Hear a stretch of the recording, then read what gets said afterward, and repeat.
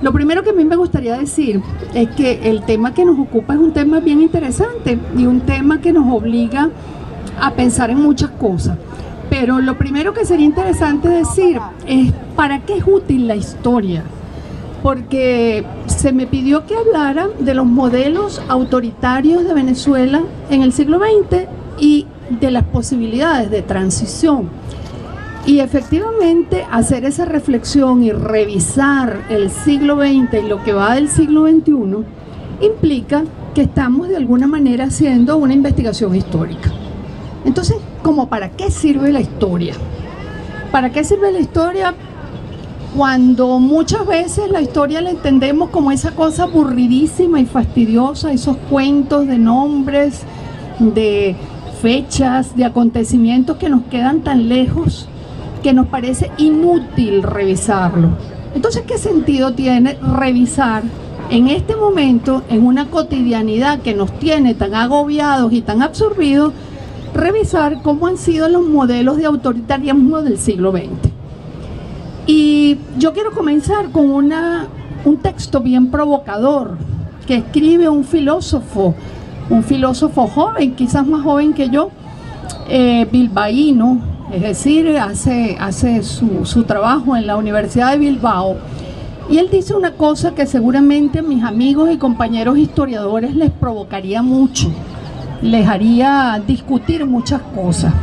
Él dice que la historia es fundamentalmente un medio para cultivar la memoria de nuestra contingencia, para recordar la futilidad de cada categoría definitiva, la provisionalidad de nuestras definiciones. ¿Qué quiere decir esto? Es decir, que la historia no es la historia de lo eterno. La historia no es la historia de lo que no cambia.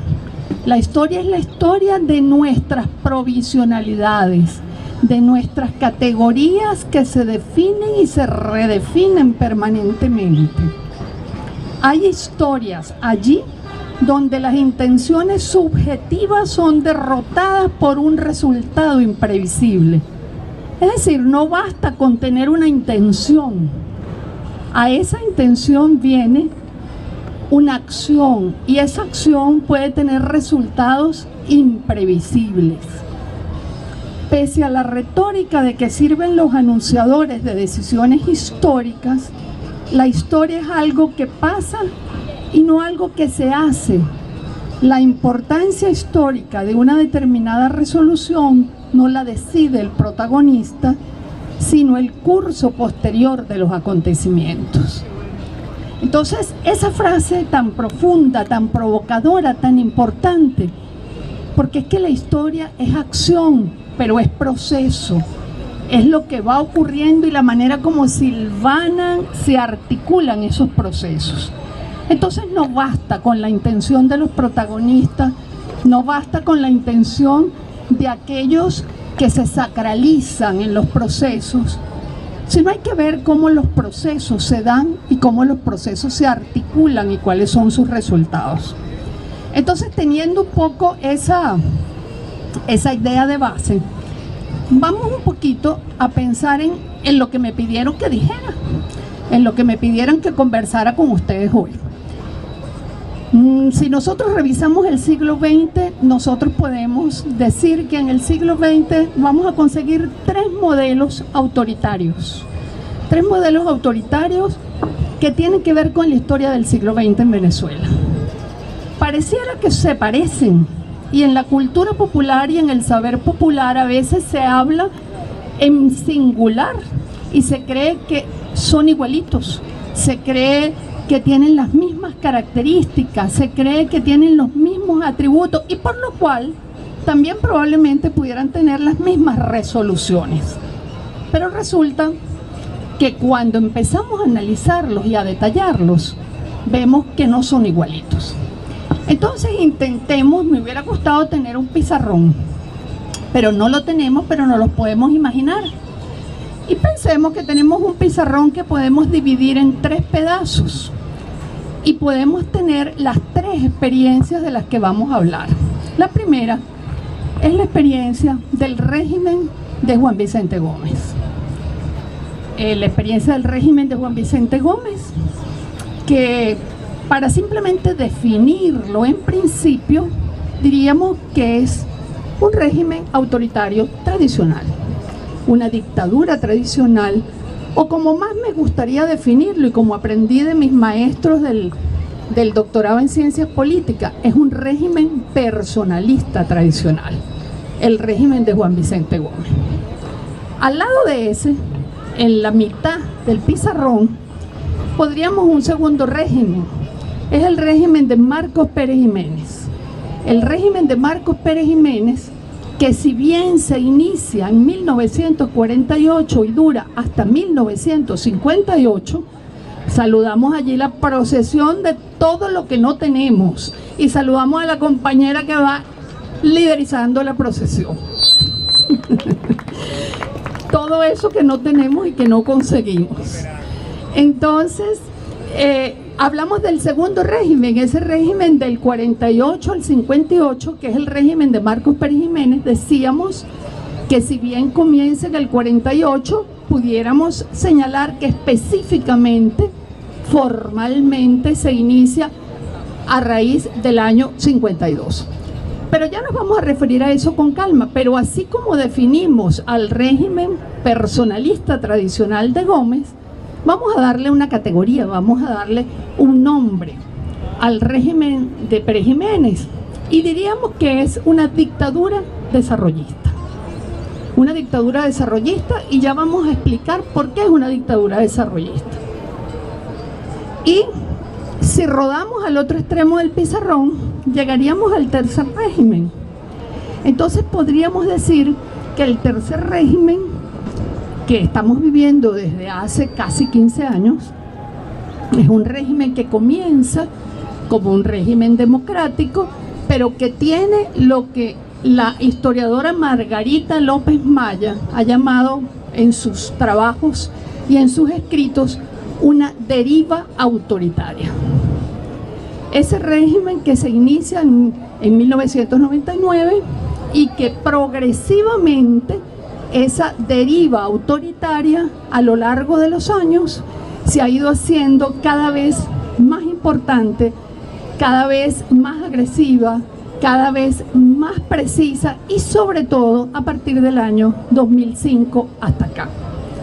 Esa deriva autoritaria es tan importante que hay quienes han señalado el momento que estamos viviendo ahorita, es el caso del filósofo venezolano Miguel Albujas, como un neototalitarismo. Es decir, que nosotros podríamos entonces, para comenzar a ver los elementos de cada uno de estos tres modelos, podríamos decir que hemos evolucionado de una dictadura tradicional personalista a una dictadura desarrollista y a un régimen con una deriva autoritaria que puede ser incluso señalado por algunos autores como neototalitarismo. Y ya vamos a ver qué es eso de neototalitarismo. Entonces, si analizamos los tres modelos, vamos a ver que ¿cómo es esa dictadura personalista de Juan Vicente Gómez? En primer lugar, voy a poner esto aquí. No chilles. En primer lugar, ¿en qué contexto es esa dictadura de Juan Vicente Gómez? Pues el contexto es el de una Venezuela a sus inicios, una Venezuela todavía agropecuaria, una Venezuela dependiente del café, porque por allí comienza la historia cuando ustedes, no nos vamos a meter en eso, pero cuando se produce la insubordinación del compadre, aprovechando el viaje de Cipriano Castro al exterior, y se queda con el coroto, como decimos los venezolanos en criollo. Entonces estamos hablando de una Venezuela en la cual dependíamos exclusivamente de las subidas y bajadas del precio del café, de una Venezuela que era monoproductora, y esto es muy importante porque era monoproductora, siguió siendo monoproductora con Pérez Jiménez y sigue siendo monoproductora hoy. Entonces, una Venezuela monoproductora, solo que de café, y totalmente dependiente del precio del mercado mundial del café. Pero aquí hago un pequeño paréntesis. A nosotros casi se nos olvidó que durante más de 100 años vivimos de la calidad de nuestro café. Cuando tomamos esos cafés pésimos que nos venden hoy en día, cuando tomamos esos cafés mal cosechados, mal tratados, mal molidos, mal tostados, quemados, y que nos venden y nos dicen, déjame tenerlo aquí en la manito entonces, más cerca, más hacia acá, al contrario. Entonces, volvemos a lo del café, porque es que el cafecito para nosotros es muy importante, ¿verdad? Entonces resulta que cuando nos damos cuenta que tuvimos un café tan bueno como el mejor cacao, que también era de nosotros, y que vivimos más de 100 años de ese café, y que ahora nos quieren decir que nos acostumbremos a comer ese café malísimo que no sabe a nada, que lo que parece es agua sucia, y nos quieren decir que el problema de ese café tan malo no es un problema de políticas agrícolas y comerciales, sino que es un problema de una supuesta guerra económica que hace que comamos un café donde los granos verdes y los rojos se mezclan, se mal tuestan, se mal muelen, y es lo que nos llevan a los automercados cuando nos los llevan a los automercados. Entonces, esa era un paréntesis. Pero lo cierto del caso es que la dictadura de Gómez, ese es su contexto. Ese es su contexto. Es un Estado muy débil, es un Estado que depende de ese mercado mundial, y donde los sectores sociales también son sectores débiles. El más importante de ellos, evidentemente, es el sector dueño de las grandes haciendas cafetaleras, pero también el sector comerciante. Y solamente se podría decir que de esos sectores económicos, esa relación casa comercial, producción, genera unos sectores sociales de una determinada estabilidad económica. Pero ¿qué ocurre? Que en 1922, oh sorpresa, y recordamos la frase con la que comenzamos la conversación, oh sorpresa, ocurre algo que no estaba previsto, algo totalmente fuera de nuestro programa, es el surgimiento del petróleo. Y a partir de 1922, la dictadura de Juan Vicente Gómez va a tener un nuevo piso, va a tener una nueva plataforma, porque Venezuela se convierte, pero rapidísimo, en un país petrolero, en un país que de una manera rapidísima y vertiginosa se convierte en uno de los países exportadores de petróleo más importantes del mundo. Y eso evidentemente cambia la correlación de fuerzas económicas, sociales y políticos. Eso cambia la tesitura del Estado. Ya la dictadura y el Estado dejan de ser un Estado frágil, un Estado dependiente de otras cosas, para convertirse en un Estado que comienza a disfrutar la renta petrolera. ¿Y qué pasó con eso? Se convierte Venezuela en un país que en menos de una década ha modificado totalmente todos sus indicadores de calidad de vida. ¿Por qué? Porque efectivamente hay una avalancha de dólares que inunda la economía venezolana y que inunda lo que serían las posibilidades de la inversión pública. ¿Cuáles serían los problemas de esa dictadura gomecista de la época? ¿Qué sería lo que le preocupaba a ese dictador en ese momento? Habían algunos problemas serios, ¿no? El más importante de todos, que no tenía un buen ejército, que no había logrado configurar un buen ejército. Entonces comienza un proceso de formación de un ejército nacional. Pero además de formar un ejército nacional de escuela, profesional, un ejército realmente que dejara de ser simplemente los chopos de piedras curtidos en el campo de batalla. Pero además de eso, había que tener un mercado interno, había que tener carreteras, había que tener mercados, había que tener vías de comunicación, y esos son los problemas para los cuales va a servir esa avalancha de dólares que llega por la vía de la venta de nuestro petróleo. Y hay una cosa muy importante de este periodo de Gómez. Así como habíamos sido muy pobres y así como no teníamos ni un ejército ni un mercado interno, tampoco teníamos marcos jurídicos ni marcos normativos. Y resulta muy interesante saber que todos los marcos jurídicos y normativos, los códigos civiles, mercantil, de comercio, todos los códigos que hacen, por decirlo así, nuestra plataforma jurídica, son precisamente de esa época. Se logran definir en esa época.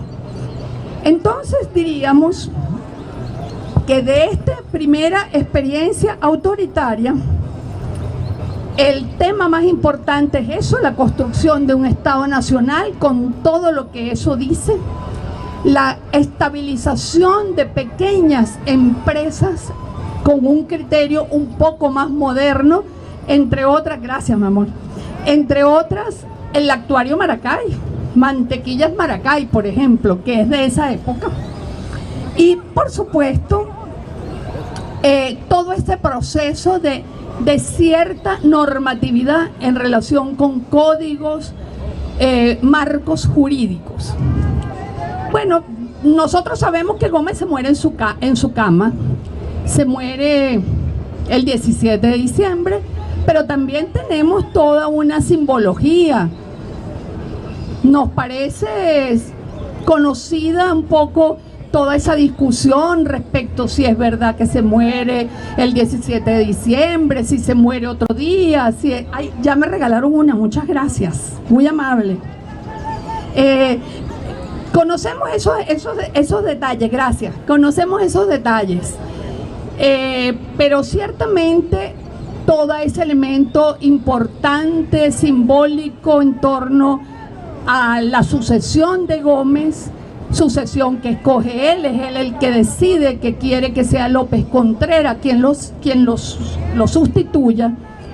Y lógicamente la transición a la que da lugar esa serena muerte de Gómez en su cama el 17 de diciembre de 1935 tiene que ver con un proceso complicado de transición, proceso que yo me atrevería a decir que dura más o menos 12 años, proceso que involucra a López Contreras y a Isaías Medina Angarita hasta que logramos tener la primera experiencia plena y democrática en nuestro país, que es la Constitución de 1947 y las subsecuentes elecciones en las cuales sale electo por votación universal, directa y secreta, por primera vez en nuestra historia, el maestro Rómulo Gallegos. Entonces fíjense que a esta dictadura de tantos años le sobrevino un proceso de transición complicado, que no fue fácil. Los años más difíciles, los de López, sin lugar a duda. Años difíciles, años de estar en una especie de cuerda floja.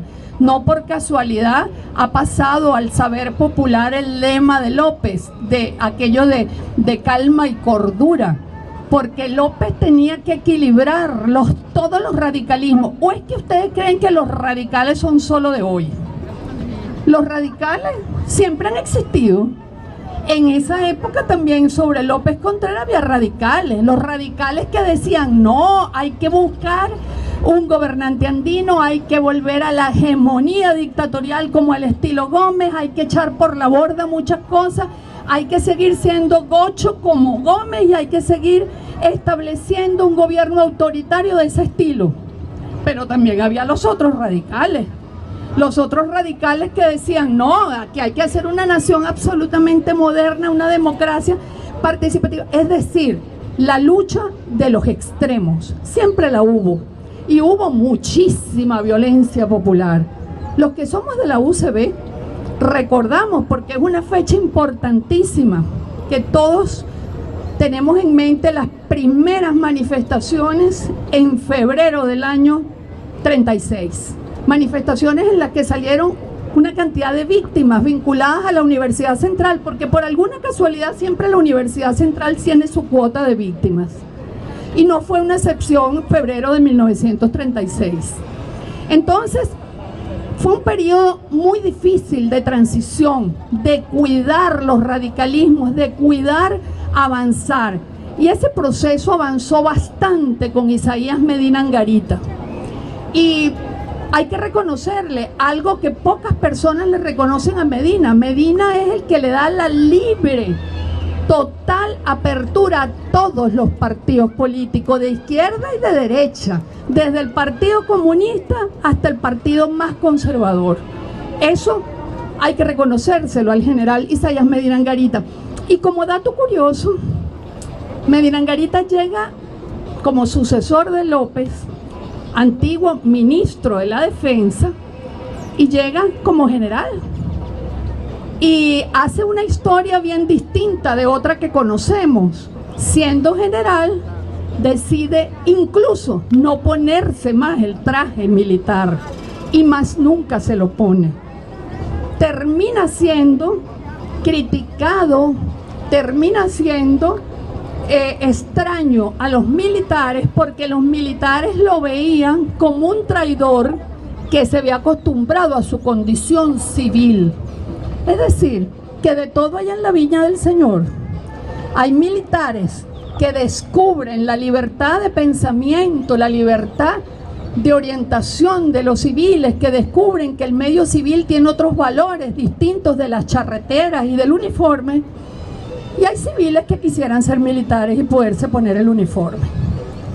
Entonces esa transición es muy interesante, esa transición que nos llevó mucho tiempo hasta la primera experiencia plenamente democrática, que es la experiencia de la constituyente del 47 y las elecciones en las que sale electo Rómulo Gallegos. Si seguimos entonces con nuestra comparación, diríamos que el país parecía estarse realmente preparando, ahora sí, con el maestro Gallegos, para vivir una experiencia democrática. Pero resulta que no, las uvas no estaban maduras, estaban verdes las uvas, estaban ácidas. Y la experiencia del 18 de octubre, ¿qué hubo detrás del acto cívico-militar del 18 de octubre? Hubo una falta de paciencia, hubo una impaciencia por acelerar los procesos, una impaciencia por acelerar los acontecimientos. Y esa impaciencia nos costó muy caro, porque esa impaciencia nos costó los 10 años de dictadura del 48 al 58. Esa impaciencia, ese acto cívico-militar en el que por primera y única vez en la historia de Venezuela fueron los civiles los que le tocaron la puerta a los militares y no al revés, porque no tenemos otra experiencia en donde haya sido al revés hasta hoy. Ahí fueron los civiles los que le tocaron la puerta a los militares. Y bueno, conocemos la historia. El 18 de octubre, al 18 de octubre le siguió el 24 de noviembre, y al 24 de noviembre se materializa en un gobierno que es una junta militar de gobierno. Esa junta militar de gobierno bien particular, bien sui generis, bien distinta. Una junta de gobierno presidida por un señor llamado Carlos Delgado Chalbaud, recientemente asimilado a las Fuerzas Armadas, ingeniero, experto en puentes y caminos, graduado en Francia, con toda una vida viviendo en el exterior, hijo del preso de la Rotunda de más largo tiempo en la Rotunda, más de 14 años. Carlos Delgado Chalbaud con una mentalidad de estadista francés, que ha visto todos los procesos políticos, sociales, culturales que se habían dado en las primeras décadas del siglo XX en Europa, que llega, se asimila, se va a trabajar como profesor de la escuela militar. Por sus capacidades, por su desarrollo intelectual, termina siendo ministro de la Defensa, e inexplicablemente cuando se da el golpe termina siendo el primero a bordo y termina presidiendo la Junta Militar de Gobierno.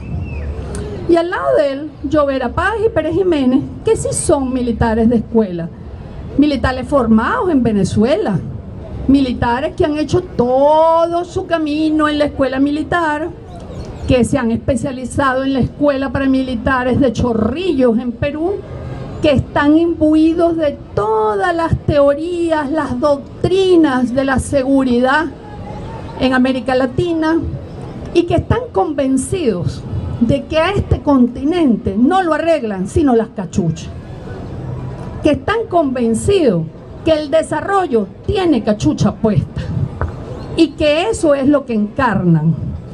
Y además, en el caso de Pérez Jiménez, bochísimo, en el caso de Llovera Páez, de la zona de Guayana. Ese trío, que como ustedes ven era bien distinto, en ese trío fundamentalmente hay una contradicción enorme, que es la contradicción civilismo-militarismo. Pero ustedes comprenderán que esa contradicción enorme civilismo-militarismo, con un señor que ni siquiera es militar, que acaba de llegar de Francia, que lo único que tiene son unos añitos dando clase en la escuela militar, que además no tiene la cultura política del venezolano, es poco lo que puede hacer. Y se empeña Delgado Chalbaud en aprobar una ley para hacer las elecciones y nombra una comisión, y la comisión hace un reglamento de elecciones, y justo cuando el reglamento de elecciones está listo y se van a organizar las elecciones para poderlas hacer, bueno, viene misteriosamente un aventurero, lo secuestra, hay una operación muy mal hecha, muy mal montada, y matan a Delgado Chalbaud y queda descabezado la Junta Militar. Y por supuesto, los dos militares son los que quedan al frente de la Junta. Como siempre es bueno cuidar los buenos modales, deciden incorporar a un civil para cuidar las apariencias, para que presida un civil de opereta, un civil que era un antiguo embajador, que no, totalmente gris, que no hace nada, pero que simplemente presta su nombre para presidir la Junta hasta que se hace el fraude apenas 2 años después. Y ahí sí comienza el periodo propiamente de poder de Marcos Pérez Jiménez. ¿En qué contexto? Hemos dicho que vamos a llamar ese periodo de una dictadura desarrollista.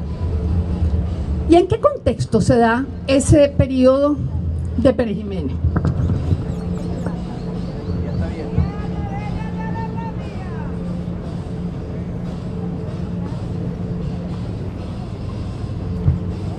En primer lugar, en un contexto que nosotros pudiéramos llamar la época, lo que comienza a ser la época dorada del rentismo petrolero.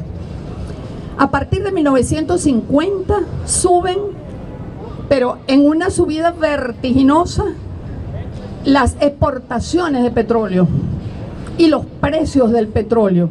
Imagínense ustedes cómo subiría los precios del petróleo, que Venezuela a partir de 1950 y hasta 1956 va a tener el ingreso per cápita más alto de toda América Latina. El ingreso per cápita más alto de toda América Latina. ¿Y ese ingreso petrolero para qué sirvió? Bueno, para eso que los que son un poquito más viejitos que yo recuerdan bien: para hacer la ciudad universitaria de Caracas, para construir la autopista Caracas-La Guaira, para hacer la Avenida Bolívar, para construir una cantidad de planes de vivienda que han sobrevivido desmanes, terremotos, violencias sociales, como son los bloques del 23 de enero, los bloques de la zona del Valle, para construir una cantidad de superbloques, para por primera vez copiar el modelo de los urbanistas franceses, construyendo los superbloques. ¿Para qué más? Para decidir que Venezuela tenía que autoabastecerse. Eso que ahora dicen que se llama la soberanía alimentaria. ¿Ustedes han oído hablar de eso?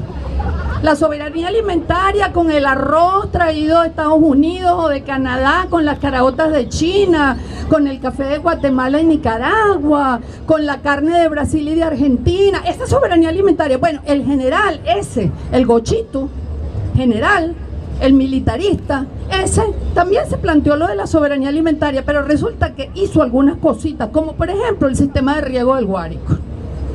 ¿Por qué? Porque el sistema de riego del Guárico era lo que iba a permitir tener toda una infraestructura para tener una producción nacional de arroz. La colonia agrícola de Turén hizo una cantidad de elementos para permitir el impulso a pequeñas industrias agroalimentarias, a fortalecer algunas empresas como Pampero, por ejemplo. Entonces, resulta que ese periodo es un periodo de verdad en el cual, a cambio del silencio, a cambio de la exclusión de lo político, a cambio de la complicidad, se logran una cantidad de metas materiales. Y fíjense que lo estoy subrayando porque las metas materiales, económicas y sociales están, pero ¿a costa de qué?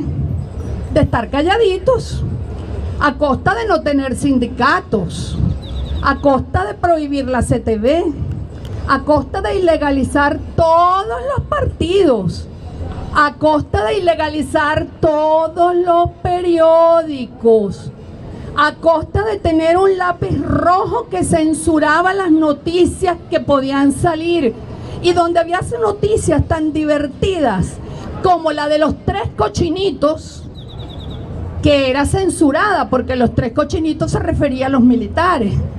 Entonces, es un régimen de muchas metas económicas y sociales, pero de represión, de exclusión, donde ¿quiénes son los líderes del proceso? Las Fuerzas Armadas, los militares. Los militares son los líderes, y los militares acompañados, como decía el señor Vallenilla Lanz, ministro del Interior para la época, de una tecnoburocracia ilustrada y despolitizada, porque la política era como el virus del SIDA, mortal. Entonces no podía haber política en las decisiones públicas. Entonces, evidentemente, este régimen se mantiene porque tiene muchos recursos, pero va a empezar a tener su crisis a finales del año 56. Y su crisis tiene que ver con un elemento que conocemos bastante, creo, que es la corrupción. La corrupción, había corrupción en los terrenos, corrupción en la construcción, corrupción en todas las gestiones ante los bancos, había corrupción de todo tipo, y la corrupción tenía su cabeza en el grupito que rodeaba al señor Pérez Jiménez. La corrupción era una corrupción que pasaba también por algunos de los jerarcas de las Fuerzas Armadas. Entonces, evidentemente, entre la corrupción, la baja de los precios del petróleo, el endeudamiento, sobreviene la crisis. Y la crisis comienza a mediados del año 56 y se va profundizando. Ustedes deben haber leído la semana pasada un documento de la Conferencia Episcopal Venezolana, ¿lo leyeron? Salió en las redes sociales y en eso que llaman los periódicos, que son 2 hojitas piches ahora. Entonces, en ese documento de la Conferencia Episcopal Venezolana, la Iglesia hace una serie de críticas. Bueno, yo quiero contarles que la partida de nacimiento de la gran crisis contra Pérez Jiménez es precisamente el discurso del arzobispo de Caracas el año 1957, el día 1 de mayo, el día de la celebración del Día del Trabajador. El arzobispo de Caracas dio un discurso donde dijo la situación crítica de este país, y de ahí para adelante fue una crisis abierta, una crisis donde todos los sectores sociales participaron para poder avanzar en términos de salir de ese gobierno que había empezado a dar muestras de agotamiento. Pero fíjense que la gente dice con mucha admiración y mucho entusiasmo, porque además a nosotros nos encanta lo épico. Eso nos quedó de Simón Bolívar, que vivía siempre en una campaña admirable, pues. Entonces nos quedó de Simón Bolívar lo épico, nos encanta lo épico, nos encanta lo guerrero, nos encantan esas cosas. Y entonces, claro, como nos encanta el heroísmo, nosotros pensamos que la Junta Patriótica fue una cosa que abrió y cerró los ojos y eran todos muy heroicos, y Fabricio Ojeda, el más heroico de todos, y en un abrir y cerrar de ojos se logró hacer todo lo que había que hacer para llegar al 23 de enero de 1958. Y resulta que no fue así. La cosa fue un acercamiento desde mediados del año 56 entre todos los partidos políticos, acercamiento que era como hacer una vinagreta, porque los comunistas no podían ver a los adecos y recíprocamente los adecos no podían ver a los comunistas, y dentro de los adecos se odiaban también. Sáenz Mérida no podía ver a Betancur y Betancur no podía ver a Sáenz Mérida, porque uno estaba afuera y otro estaba dentro. Y los copellanos no resistían a los comunistas y los huerredistas no querían nada con los adecos. Es decir, que constituir esa Junta Patriótica fue una discusión de meses, una discusión que logró superar miles de entretelones, que logró superar miles de críticas, que logró superar miles de enfrentamientos, hasta por fin llegar a una unidad. O sea que eso que estamos viviendo ahorita, mira, no tiene nada de nuevo.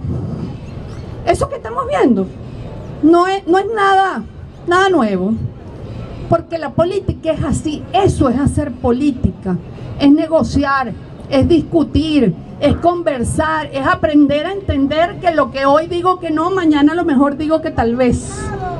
Es aprender a entendernos y aprender a pensar que por encima de los intereses parciales tienen que estar los intereses globales y los intereses nacionales. Y eso le tocó aprender a ellos. Si alguno de ustedes tiene duda de lo que yo estoy diciendo, váyase a ver la película Tiempo de Dictadura. Véala con calmita y oigan allá a Teodoro, oigan allá a Pompeyo, oigan allí a Enrique Aristigueta Granco, para que vean cuánto costó llegar a esa madrugada del 23 de enero. Y cómo la llegada del 23 de enero fue una llegada en donde todos, trabajadores, sindicatos proscritos, pero activos y militantes, estudiantes, mujeres, profesionales, colegios profesionales, colegios de arquitectos, colegios de ingenieros, colegios de periodistas, todo el mundo le echó pichón para poder llegar al 23 de enero. Y por supuesto, como ese era un régimen militar, el germen de la crisis tuvo que ver con las Fuerzas Armadas y un movimiento de mandos medios que insurgió también para poder darle el toque final. Entonces, resumiendo el segundo modelo autoritario, diríamos que esa dictadura desarrollista, a pesar de sus kilómetros y kilómetros de cemento, a pesar de sus obras maravillosas, a pesar de la autopista que nos sigue sirviendo para ir para La Guaira, a pesar de cosas maravillosas como la Ciudad Universitaria de Caracas, no fue capaz de callar la necesidad de inclusión, de libertad y de respeto de la sociedad venezolana. Y vámonos entonces para el tercero. Vámonos para el tercero. ¿Cómo se salió de eso? Bueno, los politólogos, los especialistas dicen que para poder salir de esos 10 años fue necesario un pacto. Y no fueron uno, fueron varios pactos. Pactos donde estuvieran representados todos los actores sociopolíticos del momento. Pactos en donde había la necesidad de entenderse y de llegar a metas comunes. Y eso es el origen de la democracia representativa. Eso que ahora se ha convertido casi que en una mala palabra, que es el pacto de punto fijo. Cuando uno habla ahora del pacto de punto fijo es así como que se hablara mal de su mamá. Una mala palabra, una cosa que no se puede decir. Y resulta que el pacto de punto fijo fue lo que le dio basamento a esa experiencia. Pero lamentablemente el doctor Ramón J. Velázquez, que es un sabio, no sabio por todo lo que escribe y por todo lo que lee, no un sabio por todo lo que ha producido, sino un sabio porque es capaz de vivir con tranquilidad y analizar las cosas. El doctor Ramón J. Velázquez siempre ha dicho que los demonios del militarismo siempre están vivos, que nosotros los metemos en una cajita, pero se quedan vivos. Los encerramos en una cajita, pero se quedan vivos. Y esos demonios se alborotan de vez en cuando. Entonces esos demonios también se alborotaron mucho en los años 60. Se alborotaron en los años 60, se alborotaron en los años 70. Y hubo que hacer muchos pactos y muchos acuerdos, y hubo diferencias, y hubo rupturas, y hubo vueltas a tener acuerdos para poder sobrevivir los años 60 y los años 70. Pero el régimen rentista petrolero tiene algunos problemas. El rentismo no genera riqueza, no crea riqueza, solamente la distribuye. Y la distribuye mal. Al rentismo le debemos que hasta la CTV, que tiene que ver con los trabajadores, sea hija del rentismo. Al rentismo le debemos que los partidos todos son amamantados por el rentismo. Al rentismo le debemos que las Fuerzas Armadas viven del rentismo. Al rentismo le debemos muchas cosas, así como le debemos cosas buenas, porque al rentismo le debemos la masificación de la educación. Al rentismo le debemos todas las universidades que se formaron en los años 70. Al rentismo le debemos todos los hospitales que se abrieron en los años 70. Al rentismo le debemos toda la promesa y la realidad del ascenso social que vivimos en los años 70. Al rentismo le debemos toda una cantidad de puestos de trabajo y de empleo. Pero le debemos también al rentismo que eso no se distribuyó con equidad, sino que hubo una gran desigualdad. Una gran desigualdad que se fue pronunciando, que se fue desarrollando, y esa gran desigualdad nos llevó a partir de los años 80 a una crisis que al principio pensábamos que era solamente económica.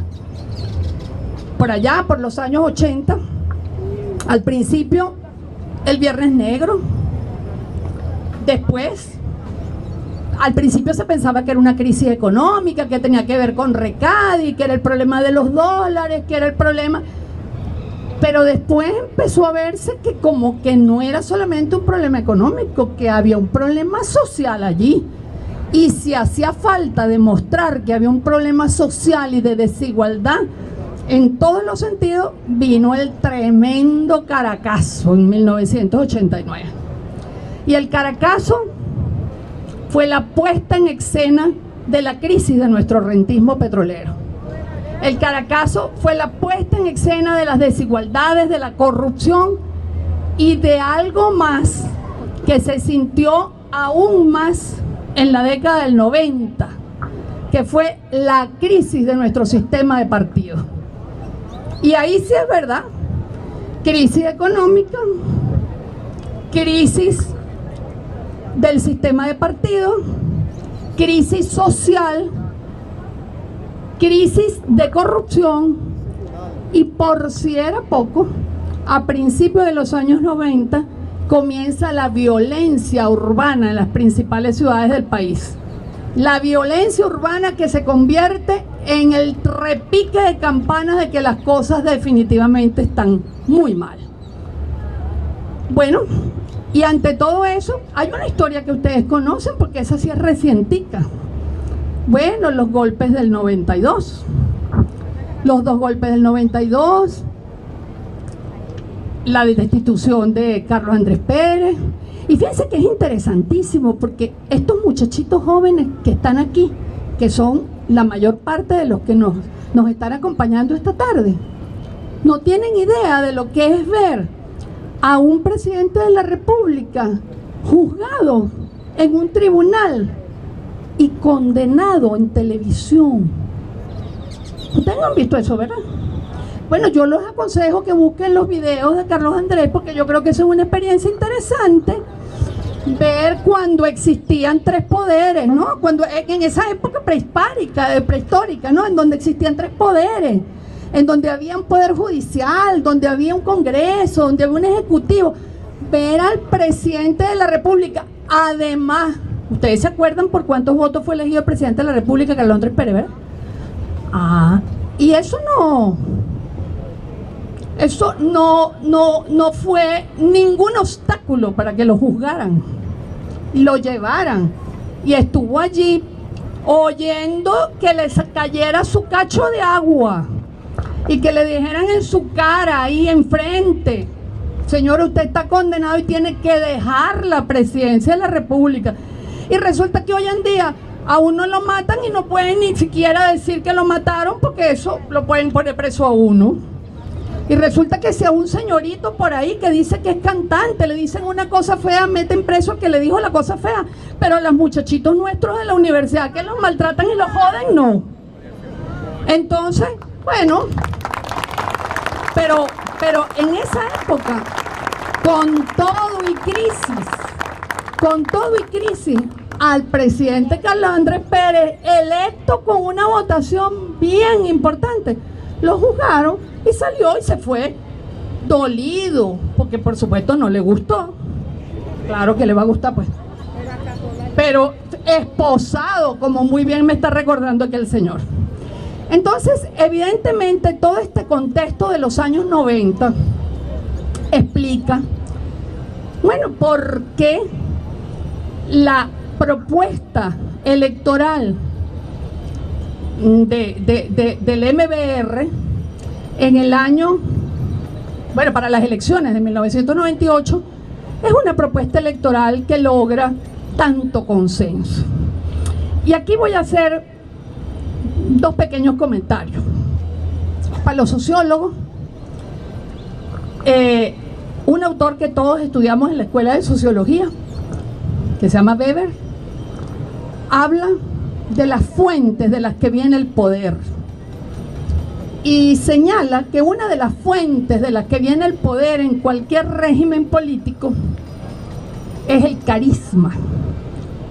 Y eso es muy importante, porque resulta que es esa fuente de legitimidad carismática en torno a la figura del personaje principal de la propuesta del MBR. Es un elemento importantísimo para entender cómo se dan las cosas y por qué las cosas fueron como fueron. Pero la segunda cosa que quiero decir es que los politólogos, cuando estudian el totalitarismo, dicen que todo régimen totalitario tiene tres ingredientes muy importantes. El primer ingrediente muy importante es el dirigente carismático. No hay régimen totalitario sin un dirigente carismático. Bueno, no hay que ni siquiera poner como ejemplo a Hitler. Más carisma que el que tenía, claro, ya hoy, como nosotros sabemos la historia, no nos gusta, pero en su momento era carismático. Primer ingrediente, un dirigente carismático. Segundo ingrediente para el totalitarismo, una crisis integral, económica, política, social y ética. Es una tamaña crisis. Tercer ingrediente para que haya un régimen totalitario, el sojuzgamiento total de las masas. Y parece que en nuestro cóctel venezolano ese es el ingrediente que no ha funcionado bien. La crisis la hemos tenido y ahora la seguimos teniendo, creo que peor. El personaje carismático lo tuvimos, ya no lo tenemos. Dios lo tenga con toda la paz y tranquilidad. Pero resulta que lo que no se ha podido dar es el sojuzgamiento de las masas, porque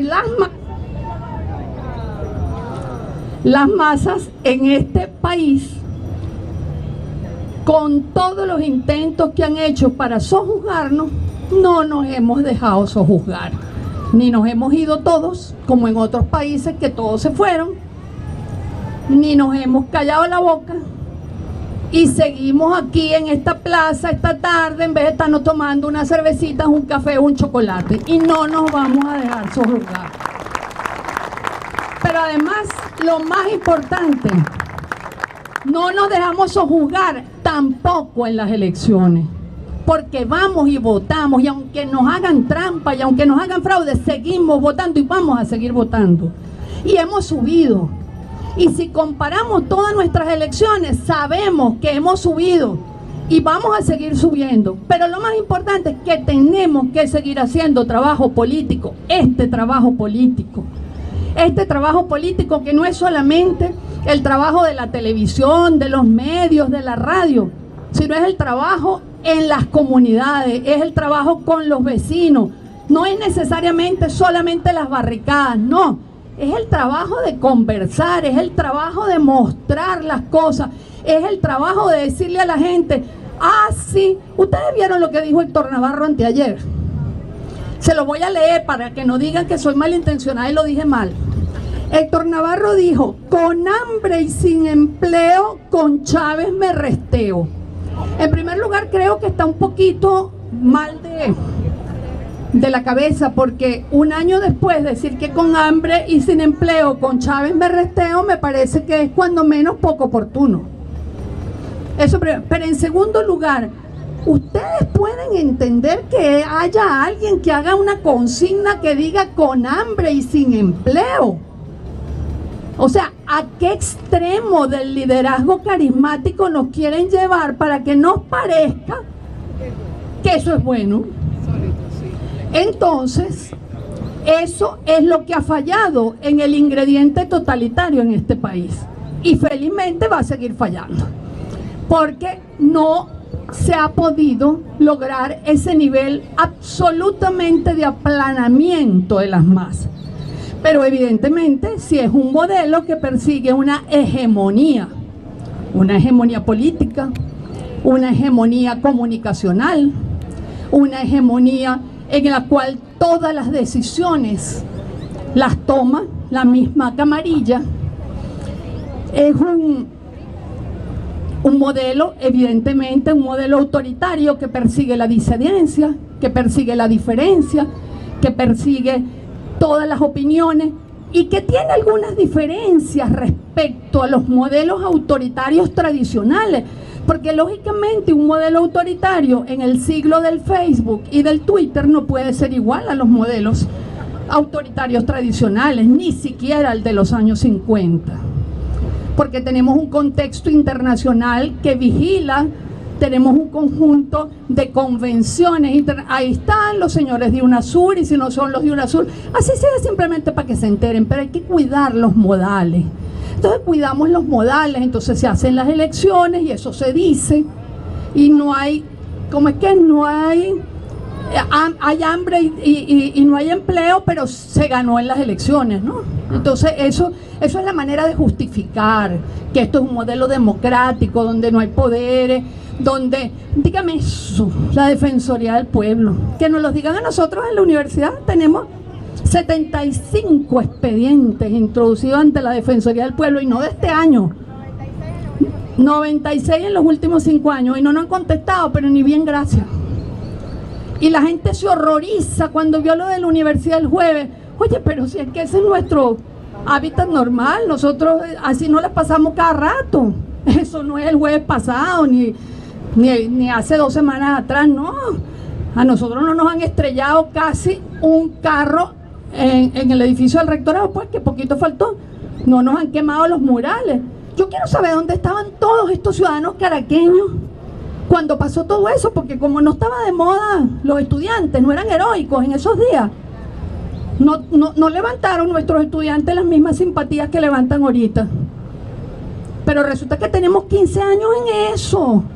Tenemos 15 años en eso, llevando eso todos los días. Que nos metan los carros, que nos entren los colectivos, que recorran la tierra de nadie como que si eso fuera para hacer paseos en moto.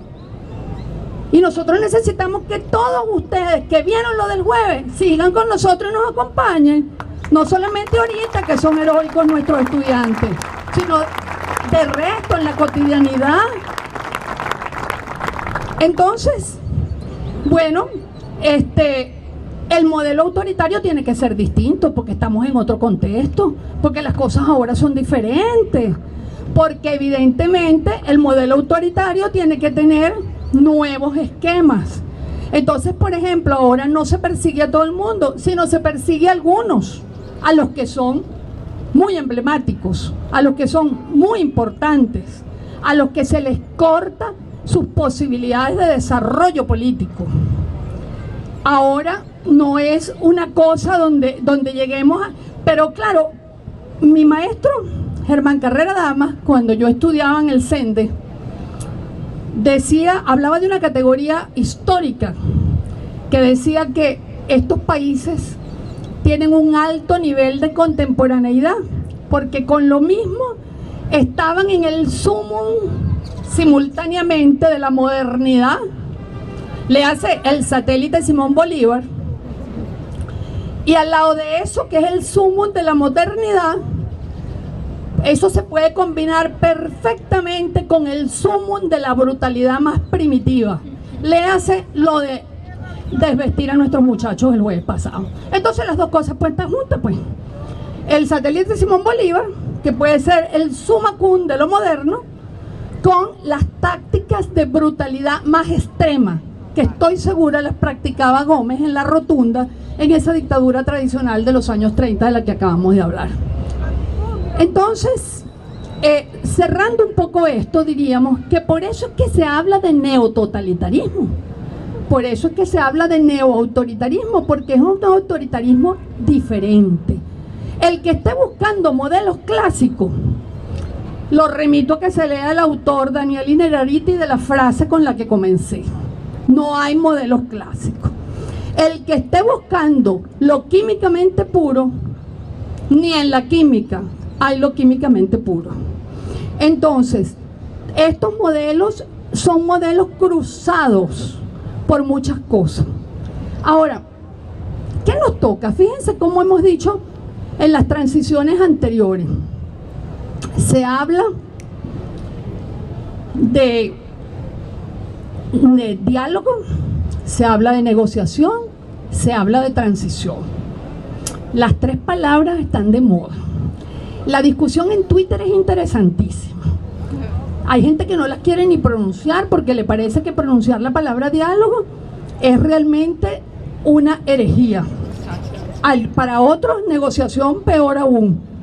Pero lo cierto del caso es que definitivamente, cuando nosotros leemos lo que han escrito muchos españoles de los días iniciales de la Guerra Civil Española, ¿qué era lo que era la España en los días iniciales de la Guerra Civil Española? Una sociedad partida en dos pedazos que, como dice mi maestro Edgar Morán, tenía rinocerentitis, con el perdón de los rinocerontes. ¿Qué es tener rinocerentitis? No ver, no oír, no conversar, no ponerse en el lugar del otro, no ceder, no escuchar, no interactuar, no cambiar. Julián Marías tiene un libro maravilloso donde dice cómo llegamos a la guerra civil. ¿Es eso a lo que queremos llegar? A que siga saliendo de nosotros lo peor de nuestra cultura política y lo peor de nuestra psiquis individual, en la destrucción, en la agresividad, en la rinocerentitis, en la incapacidad de oír, de mirar, de escuchar, de vernos a los ojos y de entendernos. ¿Eso es lo que queremos? Bueno, entonces pensemos en eso. La transición nunca es mágica. Si tuviera que hacer una comparación de los tres modelos autoritarios, diría que los tres, nosotros como sociedad hemos tenido el mismo error, que es que siempre andamos buscando a Superman. Siempre queremos el Superman que nos resuelva todo. Esta es la oportunidad de darnos cuenta que no sabemos si quedan Supermanes, pero lo que sí sabemos es que quedan ciudadanos. Tú, todos somos aquí ciudadanos. Entonces, vistámonos de ciudadanos. Tratemos de entendernos como ciudadanos. Hagamos política como ciudadanos. Hagamos eso que llaman patria como ciudadanos. Y quiero cerrar simplemente con alguien que cumplió años ayer. Cumplió 80 y no sé si 33 o 87, no sé si 83 u 87. Yo creo que cuando nos damos cuenta cómo funciona un dictador, tenemos que tener cuidado de nosotros, no convertirnos nosotros en un dictador. Entonces cierro con un poema de Rafael Cadenas que se llama El diálogo según un dictador. La versión originaria dice: cuando yo dialogo, no quiero que me interrumpan. La segunda versión dice: yo dialogo, pero advierto que no cedo en mi posición. La versión tercera: en diálogo, lo que me contradigan debe reconocer de inmediato su error. Y la versión cuarta: después de cavilar, dictamino humildemente que el diálogo es innecesario. Nosotros sí creemos que hay que dialogar. Buenas tardes.